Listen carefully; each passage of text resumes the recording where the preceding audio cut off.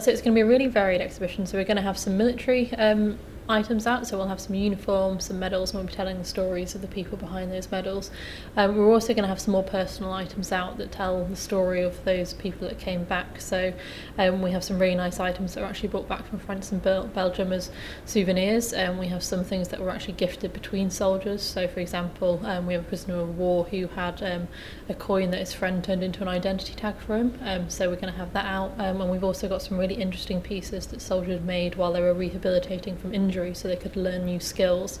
So some really nice items that really help tell the story of how soldiers dealt with what they'd been through when they came back to England. Yeah, so essentially what we've done is made the exhibition relevant to what is our recruiting footprint in the First World War for the Yorkshire Regiment and also the Royal Dragoon Guards. So that primarily focuses on Leeds, Hull, Bradford, York, Beverley and Harrogate.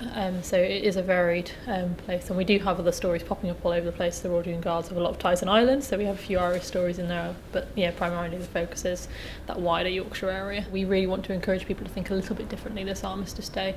We quite often go to remembrance parades and we think about this mass of men that died, and what we want people to think is just think about the ones that came home as well.